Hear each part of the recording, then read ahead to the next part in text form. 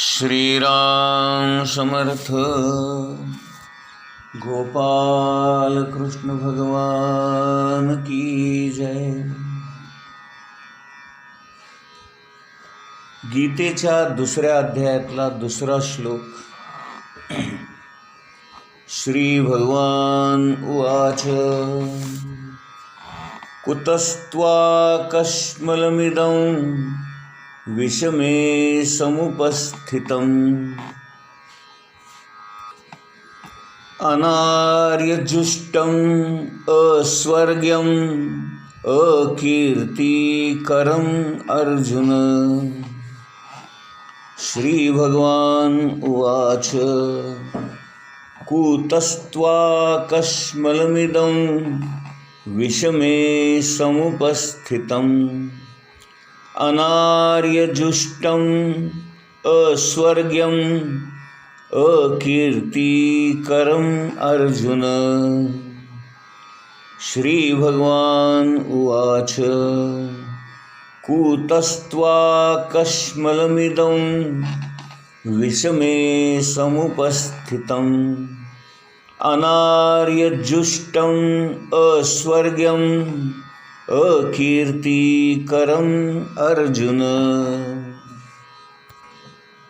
भगवान श्रीकृष्ण अर्जुनाला म्हणतायत, हे अर्जुना, तुझ्यामध्ये अशा अशुद्ध गोष्टी कशा काय आल्या?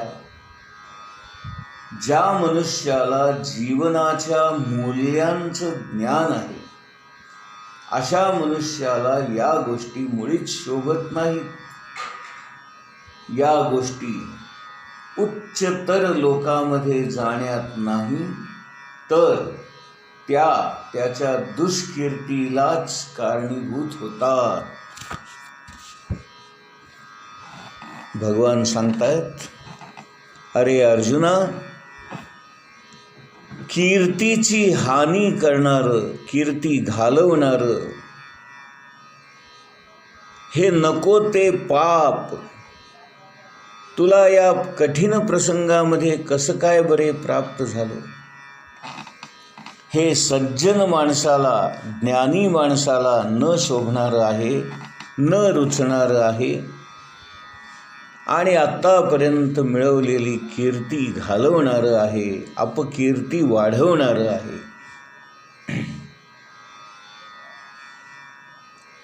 अर्जुनाची एकूण झालेली अवस्था पाहून भगवान त्याला म्हणतायत, ज्या वेळेला जे करायला हवं ते तू करत नाहीयेस, हे अनुचित घडतंय. आणि कुतस्त्वाकश्मलमिदं विषमे समुपस्थितम्. कश्मल म्हणजे पाप, विषमे म्हणजे तू लढायला आलास काय आणि तुझी अवस्था झाली काय, हे सगळं विषम घडतंय,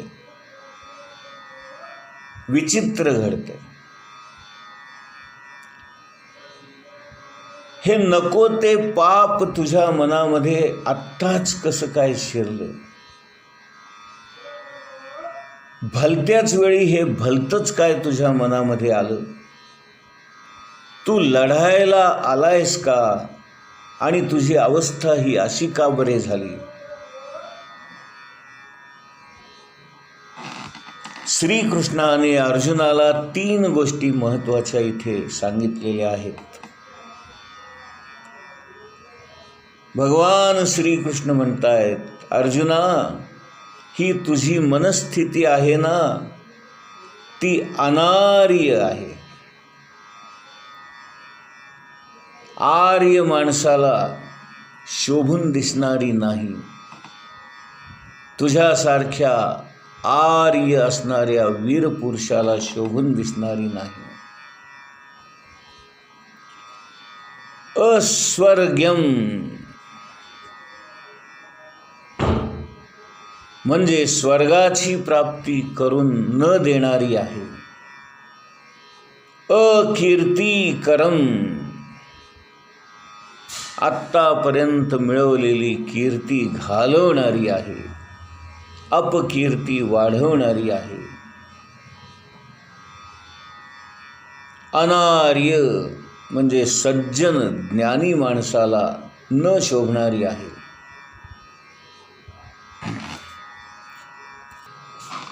तुझ्यासारखा वीर पुरुष, तुझ्यासारखा सज्जन माणूस असं कधीही वागणार नाही. जुष्टम, जुष्टम म्हणजे आचरण करणार नाही. अस्वर्ग्यम म्हणजे तुझ्या अंतिम हिताचं असणार नाही. तू मेल्यानंतर तुला स्वर्गप्राप्ती करून देणारं असणार नाही. अशा प्रकारे भगवान श्रीकृष्ण अर्जुनाला सांगतायत, अरे अर्जुना, हे काय तू लावलेस, आणि तेही या युद्धभूमीवर आल्यानंतर हे वागणं तुला शोभतं का? यावर ज्ञानेश्वर महाराज भाष्य करतायत. ओवी क्रमांक 6. म्हणे अर्जुना आदी पाही, हे उचित काय ये ठाई, तू कवन हे काई करीत आहासी. अरे अर्जुना, तू विचार कर की हे उचित आहे का? अरे तू कोण आहेस, काय करतो आहेस? तू काय सामान्य माणूस आहेस का? तू काय साधा माणूस आहेस का? म्हणे अर्जुना आदी पाही. आदी म्हणजे पूर्वीचं, सुरुवातीचं. अरे तुझं कुळ काय आहे, तुझा पूर्व भाग काय आहे, तुझं पूर्व चरित्र काय आहे, तुझं घराणं कसं आहे, तुझं शिक्षण कसं आहे, तुझं शौर्य कसं आहे, तुझं सामर्थ्य कसं आहे, या सगळ्या गोष्टींचा विचार कर. आणि या वेळेला हे उचित आहे का? तू कवन हे काही करीत आहासी, तू हे काय करतोयस, हे कळतंय का?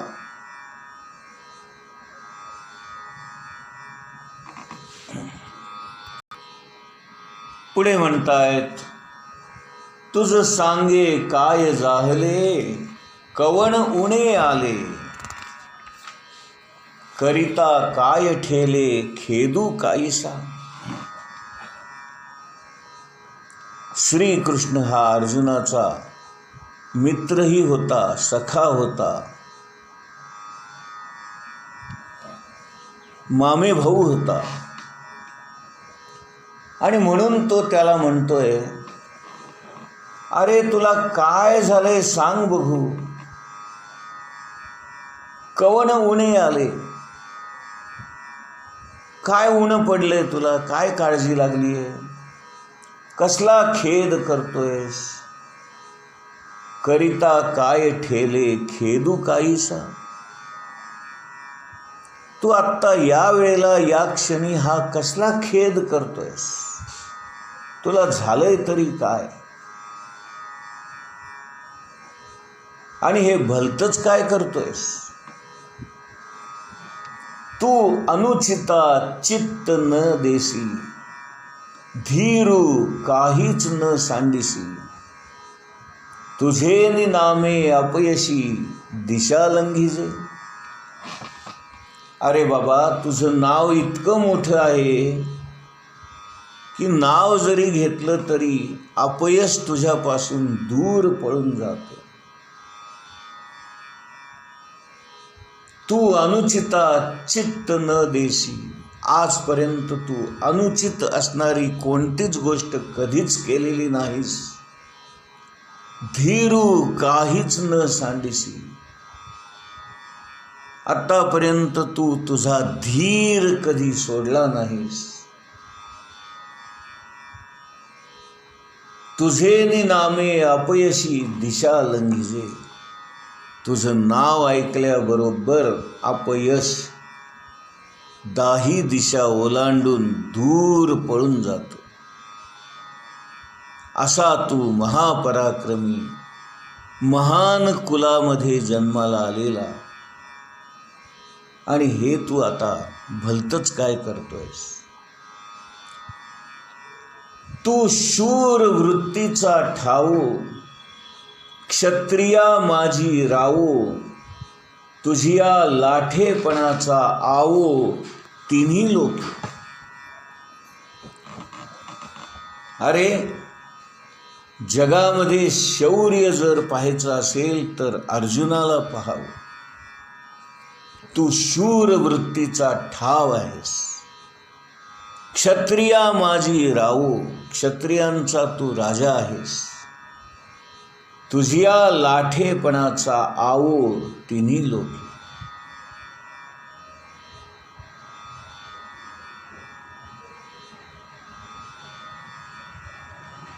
ज्याप्रमाणे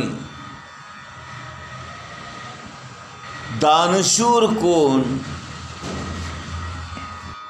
अशी जेव्हा आपण चर्चा करतो त्यावेळेला ज्याप्रमाणे कर्णाचं नाव आपल्या डोळ्यापुढे येतं, त्याप्रमाणे जेव्हा शूर वृत्तीचा, क्षत्रिय वृत्तीचा जेव्हा आपण विचार करतो तेव्हा अर्जुनाचं नाव आपल्या डोळ्यापुढे येतं. क्षत्रिया माझी रावो, रावो याचा अर्थ राजा किंवा थोर पुरुष, श्रेष्ठ पुरुष. तुझ्या शौर्याची कीर्ती तिन्ही लोकांमध्ये पसरली आहे. तुझ्या लाठेपणाचा आवो तिन्ही लोक. तुझं हे जे शौर्य आहे, तुझा हा जो पराक्रम आहे, त्याची कीर्ती तिन्ही लोकांमध्ये पसरलेली आहे. तुवा संग्रामी हरू जिंकिला, निवांत कवचाचा ठावो फेडिला, पवाडा तुवा केला गंधर्वासी.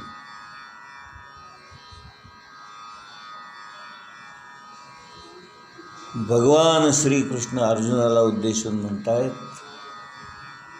अरे बाबा, लढाईमध्ये तू प्रत्यक्ष भगवान शंकरांना जिंकून घेतलंयस. तुवा संग्रामी हरू जिंकिला. निवांत कवच या नावाच्या राक्षसाचं घर तू फोडून टाकलंस.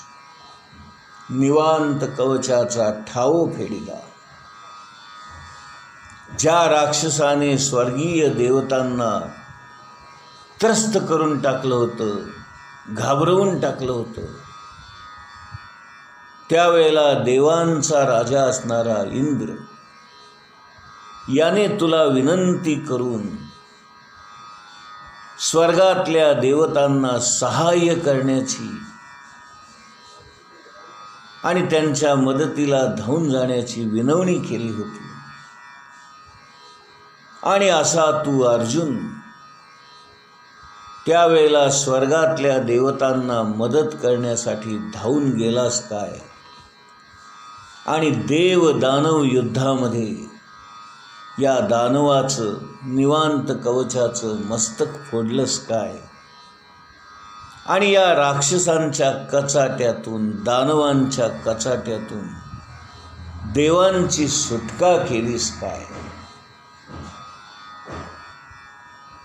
अरे, प्रत्यक्ष भगवान शंकरांना सुद्धा तू हरवलेला आहेस. पवाडा तुवा केला गंधर्वासी. अशी तुझी कीर्ती, तुझे पोवाडे स्वर्गामधले गंधर्व देखील गातात. हे पाहता तुझे निपाडे, दिसे त्रैलोक्यही थोकडे. ऐसे पौरुष चोखडे पार्था तुझे. जिकडे तिकडे तुझी स्तुती गात आहेत, तारीफ करत आहेत. तू शूर आहेस, वीर आहेस, धीराचा आहेस. आत्तापर्यंत अनुचित असं तू काहीच केलं नाहीस. तुझे पुरुषत्व स्पष्ट आहे, अशी तुझी कीर्ती आहे. ऐसे पौरुष चोखडे पार्था तुझे. तुझं पौरुषत्व, तुझं पुरुषत्व विशेष आहे, प्रसिद्ध आहे, चोखडं आहे, सगळीकडे पसरलेली आहे. हे पाहता तुझे निपाडे, दिसे त्रैलोक्यही थोकडे. तुझ्या या अशा पराक्रमासमोर सारं त्रैलोक्य सुद्धा फिकं पडतं. तो तू की आज येथे सांडोनिया वीर वृत्ती ते. अधोमुख रुदना ते करीत आहासी. असा तू महापराक्रमी, महाशूर, महारथी असणारा तो तू आज इथे सांडोनिया वीरवृत्ती ते. आपली वीरवृत्ती सांडून, वीरवृत्ती सोडून अधोमुख रुदना ते करीत आहासी. खाली मान घालून रडत बसलायस. अरे, तुझ्यासारख्या महापराक्रमी माणसाला अशा पद्धतीने रडणे शोभून दिसते का? गोपाल कृष्ण भगवान की जय.